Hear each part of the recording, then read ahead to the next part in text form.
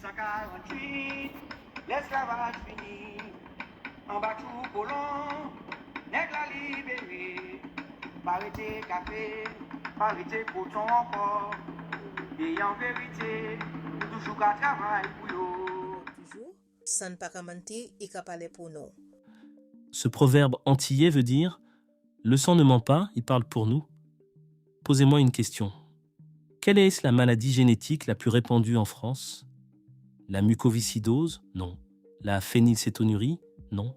L'hémophilie ? Non. La drépanocytose ?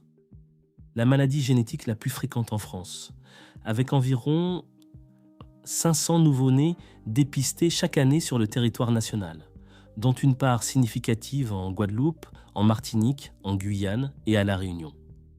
Et vous n'en avez probablement jamais entendu parler, ou à peine. Un article, une mention, quelque chose de flou. Pourquoi ? Parce que la drépanocytose touche principalement les personnes d'origine africaine, antillaise, maghrébine, méditerranéenne. Pas les métropolitains blancs, pas le cœur de cible des médias nationaux, pas la France qui se raconte à elle-même. La maladie génétique la plus fréquente de France et l'une des moins connues, l'une des moins financées, l'une des moins médiatisées. Coïncidence ? Vous me direz ce que vous en pensez à la fin de cet épisode. Je m'appelle Didier Mondor. Je suis de Saint-Ouen-sur-Seine. Je suis guadeloupéen. Et aujourd'hui, on parle de la drépanocytose, la maladie qu'on vous cache, le sang qui crie. Je dédie cet épisode à tous les enfants guadeloupéens qui grandissent avec cette maladie dans le corps, à leurs parents, à leurs soignants et à tous ceux qui ne savaient pas que cette maladie existait. Maintenant, vous savez.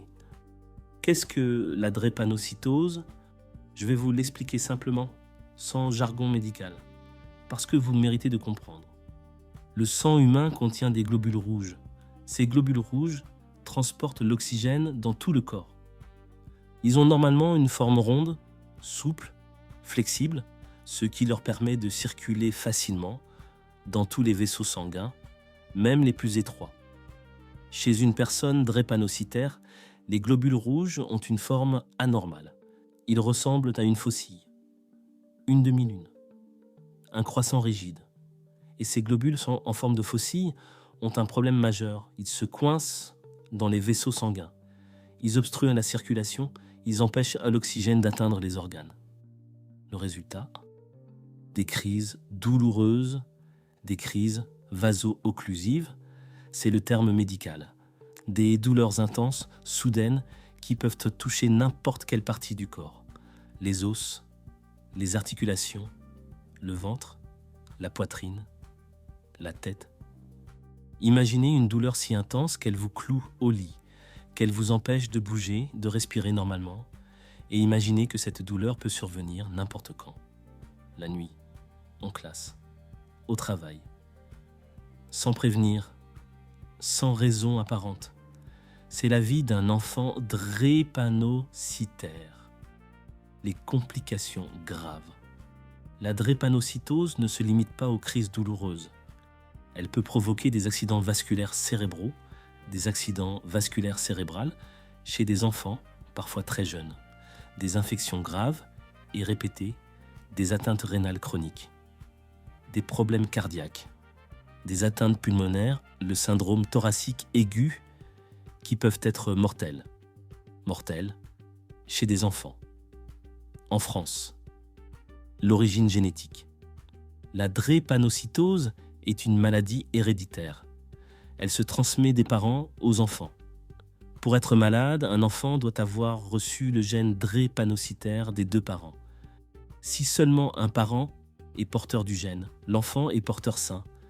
Il ne développe pas la maladie, mais il peut la transmettre. C'est pour cela que le dépistage des porteurs sains est crucial. Pour que les couples concernés puissent être informés et accompagnés. En Guadeloupe, la prévalence de la drépanocytose est l'une des plus élevées de France. Selon les données de l'Association française pour le dépistage et la prévention des handicaps de l'enfant, la FDPHE, environ un nouveau-né sur 300 naît drépanocytaire en Guadeloupe, contre environ 1 sur 2000 en France métropolitaine. 6 à 7 fois plus fréquente en Guadeloupe qu'en métropole, 6 à 7 fois plus d'enfants qui grandissent avec cette maladie, 6 à 7 fois plus de familles qui vivent dans l'angoisse permanente de la prochaine crise.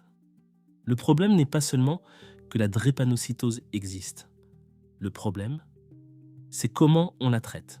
Ou plutôt, comment on ne la traite pas. Premier problème, la méconnaissance. La drépanocytose est peu connue des soignants qui ne sont pas spécialisés. Dans les services d'urgence métropolitains, il n'est pas rare qu'un patient drépanocytaire en crise douloureuse se retrouve face à un médecin qui ne connaît pas bien la maladie, qui sous-évalue la douleur, qui tarde à administrer les antidouleurs nécessaires, qui ne reconnaît pas les signes d'une complication grave. Des patients drépanocytaires ont témoigné de médecins aux urgences qui leur demandaient d'expliquer ce qu'est la drépanocytose pendant leur crise sous la douleur, en France. Deuxième problème, le sous-financement de la recherche. La mucoviscidose, une maladie génétique grave qui touche principalement des enfants d'origine européenne, bénéficie d'une association de patients extrêmement bien organisés, bien financés, bien médiatisés. Le Téléthon, les dons, la recherche, des avancées thérapeutiques majeures ont été réalisées ces dernières années. La drépanocytose, plus fréquente que la mucoviscidose en France, bénéficie d'une visibilité et d'un financement sans commune mesure. L'association Drépacar, l'association Drépavi, des militants, des bénévoles, des familles qui se battent. Mais avec des moyens incomparablement inférieurs. Parce que les donateurs donnent pour les maladies qu'ils connaissent. Et ils connaissent les maladies dont on leur parle. Et on leur parle des maladies qui ressemblent à leur monde. Troisième problème, les traitements en Guadeloupe. La prise en charge de la drépanocytose nécessite un suivi médical régulier, des consultations spécialisées, des hospitalisations fréquentes lors des crises, des examens réguliers, des traitements préventifs. En Guadeloupe, où le système de santé est déjà en crise, où les spécialistes manquent, où le centre hospitalier universitaire a brûlé, la prise en charge de la drépanocytose est particulièrement difficile. Des enfants qui peinent à avoir un suivi régulier chez un hématologue, des familles qui attendent des mois pour un rendez-vous spécialisé, des parents qui gèrent les crises à domicile faute de pouvoir accéder rapidement aux urgences. La thérapie génique, l'espoir, il faut le dire, la recherche avance. En 2023, la FDA américaine et l'Agence européenne du médicament ont approuvé les premières thérapies géniques contre la drépanocytose, des traitements qui modifient les gènes des patients pour corriger le défaut à l'origine de la maladie. C'est une révolution médicale. Réel, historique. Mais ces thérapies coûtent entre 1 et 3 millions d'euros par patient. Et elles ne sont disponibles que dans quelques centres hautement spécialisés. Pas en Guadeloupe, pas encore, peut-être jamais si l'accès aux soins n'est pas équitablement pensé. La médecine du futur existe. Elle coûte 1 million d'euros et elle est à Paris. Bonne nouvelle pour tout le monde. Les visages de la drépanocytose. Premier témoignage. Une mère de Pointe-à-Pitre, dont la fille de 8 ans est drépanocytaire, témoigne pour l'association Drépacar en 2022. Ma fille aime d'elle. Elle est intelligente. Elle aime danser. Et elle passe en moyenne 4 à 5 semaines par an hospitalisée. 4 à 5 semaines arrachées à son enfance, arrachées à l'école, arrachées à ses amis. Et moi, j'arrête de travailler chaque fois qu'elle était hospitalisée. Je perds des jours, des semaines. Mon employeur comprend, pour l'instant. Mais jusqu'à quand ? Deuxième témoignage. Michael, 24 ans, drépanocytaire depuis la naissance, étudiant en droit à Pointe-à-Pitre, témoigne sur le site de l'association Drépavi. J'ai appris très tôt à gérer ma maladie, à anticiper les crises, à éviter le froid, la fatigue, le stress, la déshydratation, tout ce qui peut déclencher une crise. Je ne bois jamais d'alcool, je dors suffisamment, je surveille ma température, je planifie tout. Mes amis me voient comme quelqu'un de sérieux, de discipliné. Ce qu'ils ne voient pas, c'est l'angoisse permanente. La peur que la crise arrive au mauvais moment, pendant un examen, pendant un entretien d'embauche. La drépanocytose, ce n'est pas juste une maladie physique, c'est une maladie mentale aussi, une fatigue psychologique constante. Troisième témoignage. Le docteur Marc Romana, président de l'association Drépavie et chercheur en hématologie, dans une interview accordée au journal Le Monde en 2021. La drépanocytose souffre d'un déficit de visibilité qui n'est pas anodin. C'est la maladie des invisibles. Des populations que la France a mis des siècles à reconnaître comme partie intégrante d'elle-même. Les financements de la recherche, l'attention médiatique, la priorité politique, tout cela reflète une hiérarchie que nous refusons d'admettre, mais qui existe. Certaines maladies comptent plus que d'autres, parce que certaines populations comptent plus que d'autres. C'est brutal à dire, mais c'est vrai. Quatrième témoignage, une pédiatre du centre hospitalier universitaire de Pointe-à-Pitre, citée dans un rapport de l'Agence régionale de santé Guadeloupe de 2022. Nous suivons des dizaines d'enfants drépanocytaires dans notre service. Ces enfants et leurs familles font preuve d'un courage que l'on ne voit nulle part ailleurs. Mais nous manquons de moyens. Nous manquons d'hématologues spécialisés. Nous manquons de matériel. Nos enfants méritent la même prise en charge qu'un enfant drépanocytaire suivi à l'hôpital Necker à Paris. Pour l'instant, ce n'est pas le cas. Ces témoignages disent la même chose sous des formes différentes. On peut vivre avec la drépanocytose. On peut se battre, on peut avoir une vie pleine. Mais on ne devrait pas avoir à se battre contre un système de santé, en plus de se battre contre sa propre maladie. Le dépistage néonatal. Commençons par une bonne nouvelle. Depuis 1985, la France pratique le dépistage néonatal de la drépanocytose. Et c'est là que ça se complique. Ce dépistage n'est pas universel. En France métropolitaine, le dépistage de la drépanocytose est dit ciblé. Il ne concerne que les nouveau-nés dont les parents sont originaires de zones à risque. Afrique subsaharienne, Antilles, Guyane, Réunion, Maghreb, Méditerranée. Pas tous les nouveau-nés, ceux dont on estime qu'ils pourraient être malades. Un dépistage à 2 vitesses en fonction de l'origine des parents en France.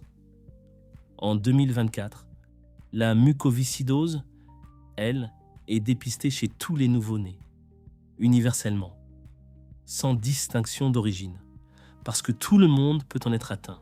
La drépanocytose, on dépiste ceux qu'on estime susceptibles d'en avoir. C'est scientifiquement fondé, la prévalence est bien plus élevée dans certaines populations. Mais symboliquement, réfléchissez-y. Le financement de la recherche.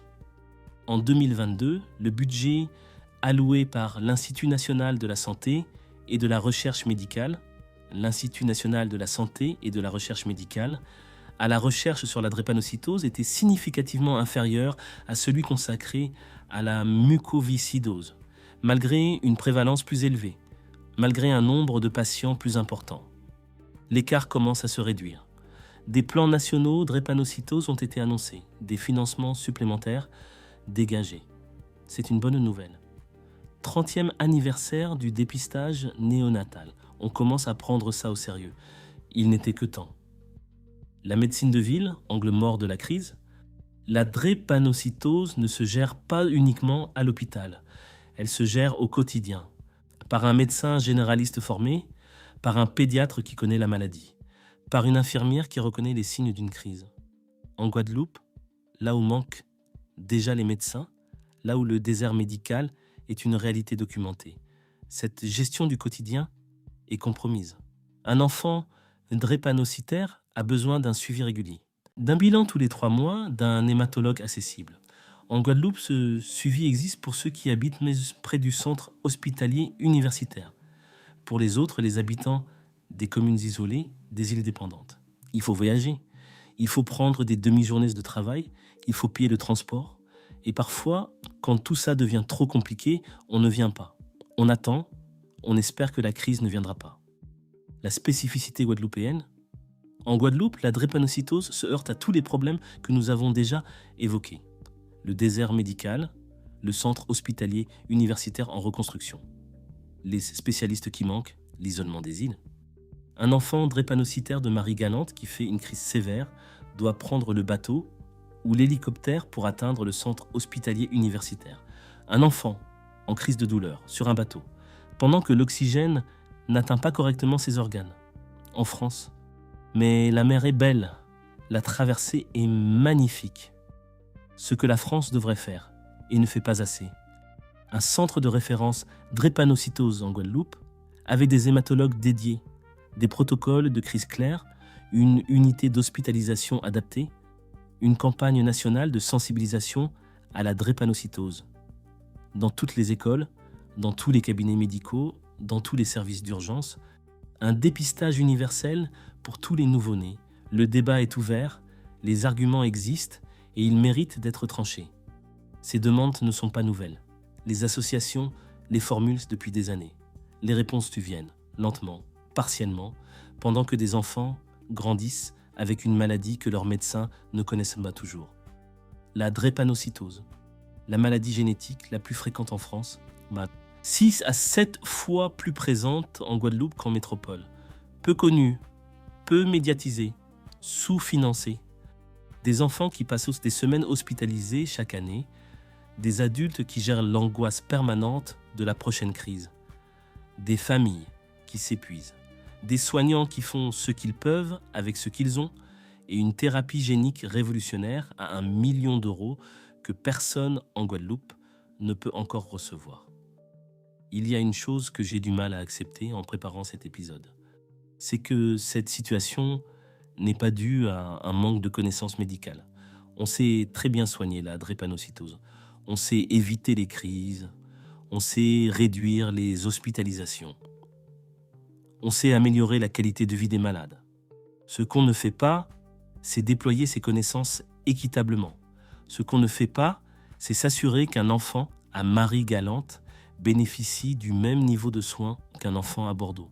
Ce qu'on ne fait pas, c'est considérer cette inégalité comme un scandale national, parce que ce sont des Guadeloupéens, et qu'en France, les Guadeloupéens attendent. La question que je vous laisse aujourd'hui, si la drépanocytose touchait principalement des enfants d'origine européenne, est-ce qu'il y aurait un téléthon pour elle? Est-ce qu'elle serait dépistée universellement à la naissance? Est-ce que tous les médecins urgentistes la connaîtraient parfaitement? Je ne dis pas que la France ne fait rien pour la drépanocytose. Je dis qu'elle ne fait pas autant qu'elle le devrait. Et que cet écart entre ce qui est fait et ce qui devrait être fait mérite une explication que personne n'a encore vraiment donnée. Dans le prochain épisode, on quitte la sphère médicale pour entrer dans la catastrophe écologique. Et les sargasses, ces algues brunes qui envahissent les côtes guadeloupéennes, qui tuent les plages, qui asphyxient les pêcheurs, qui dégagent des gaz toxiques et que la France regarde depuis des années sans vraiment agir, parce que ce sont des algues et parce que c'est en Guadeloupe. Merci d'avoir écouté. Partagez cet épisode, parce que la drépanocytose mérite d'être connue bien au-delà des familles qu'elle frappe directement. Parce que connaître une maladie, c'est reconnaître ceux qui en souffrent. Et les reconnaître, c'est déjà un acte politique, un acte de justice, un refus de l'indifférence. San drépa ka crie. Le sang drépanocytaire crie. Il crie depuis des décennies, il est temps qu'on l'entende. Pas dans les couloirs des ministères, pas dans les rapports qui s'empilent, dans les hôpitaux, dans les salles de classe, dans les cabinets médicaux, là où vivent les enfants qui attendent que la France leur tende vraiment la main. Cet épisode est dédié à ma mère Michel, de Sainte-Anne, et à tous les enfants guadeloupéens qui ont grandi avec une maladie, que la République a mis des décennies à vraiment regarder en face. Margot, Gabriel. La drépanocytose n'est pas une maladie lointaine. C'est l'histoire de votre sang. Yo ba nous le clergé pour nous pas réfléchir. Yo ba nous la télé pour nous pas rassembler. Yo créé chômage pour nous rester à la merci. Pas sans vérité, yo les nous dépendent yo. Yo tiré chemin